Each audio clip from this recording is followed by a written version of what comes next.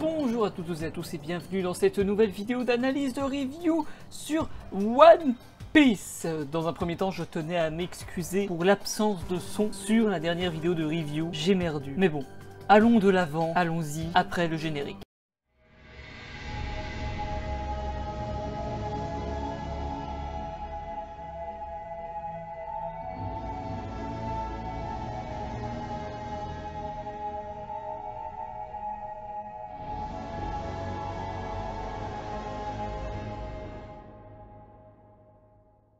Le chapitre commence comme d'habitude ou très souvent avec une cover. Cette fois-ci le 7e épisode du pèlerinage de Yamato où elle dit au revoir à ce gros minet de gros chatons. Le chapitre s'ouvre sur l'île des pirates où nous retrouvons des têtes que nous connaissons. Ça va faire un sacré bail qu'on n'a pas vu leur gueule. J'espère au moins que la prime a augmenté un petit peu. Nous retournons sur Grand Line, encore une fois sur des gens que nous connaissons, etc. etc.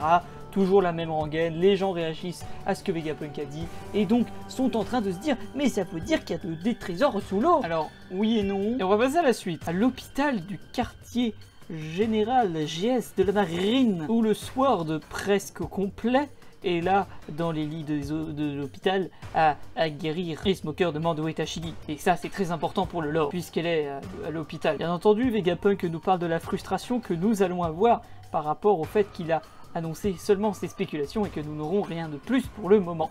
De retour sur l'île, l'équipage au chapeau de paille est prêt à y aller. Cependant, Jinbei et Zoro ne sont pas encore là et notre cher Nunjurso arrive pour donner un vilain coup d'épée sur le Sunny. Et on a la réaction avec les yeux que j'adore énormément sur le fait qu'un doyen est là. Et c'est donc avec un mix de karaté des hommes poissons et d'une attaque de notre cher Roronoa Zoro que notre cher Nunjurso se prend un vilain coup d'épée. Et ce vieux crâne d'œuf à la tête de Gandhi a une réflexion assez étrange. Enfin après, bien entendu, l'étalage de fluide qui est dégueulasse dit comme ça, mais bon vous avez l'idée. Il remarque que l'un des sabres de Zoro est un Kitetsu. Eh oui. Enfin je crois pas que ce soit Zoro qui se fasse la réflexion, hein. En vue de la case avec le lame très importante, hein, forgée normalement sur 50 modèles différents si je dis pas de conneries, venant directement du pays des Rois.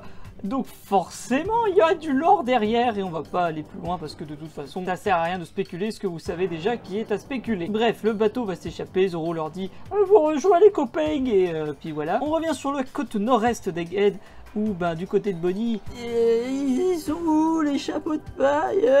Sanji et Atlas qui voient Luffy, enfin qui entendent Luffy plutôt qui arrive, l'équipage des géants qui se sort encore un peu les doigts du cul pour attaquer les marines, Bluegrass qui attaque le bateau et bordel de merde, le coup de rock'n'roll qu'on a là, putain qu'est-ce que c'est badass, le punch est excellent. Bref, le sanglier des ténèbres est parti, on va y revenir, et nos héros sont prêts à se faire la malle, puisque tous les doyens, mis à part Nunjurso, sont sur le géant de fer. Au moment où Vegapunk va révéler sa dernière révélation, je parle mal et je vous emmerde. D'ailleurs, je tiens à m'apporter un petit point sur ce magnifique dessin, cette case est excellente, bordel de merde. D'ailleurs, ces trous du cul reconnaissent le géant d'acier qui a attaqué Marie-Joise il y a 200 ans, et leur animosité est animée par ce que Vegapunk dit, car il veut s'adresser au porteur du Di. Et là, nous voyons Dragon, Sabo qui parle bien entendu de Ace et Luffy, puisque Luffy n'en a rien à foutre, Kobe qui parle de Luffy et du vice-amiral Garp,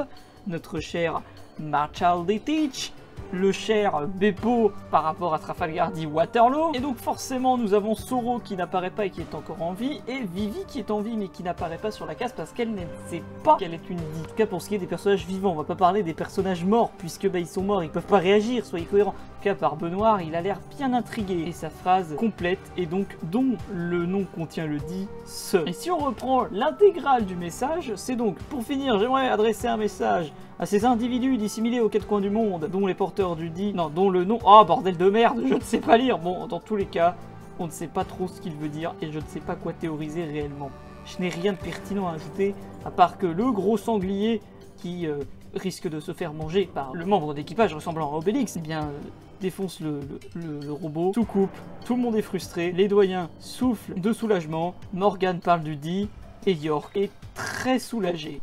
Il y aura bien entendu dans la semaine, comme je vous l'avais dit, une vidéo de récap de tout ce qu'a dit Vegapunk dans cette révélation énorme. Un petit, oui, un récapitulatif. Mais sur ces dernières paroles, affaire à suivre donc.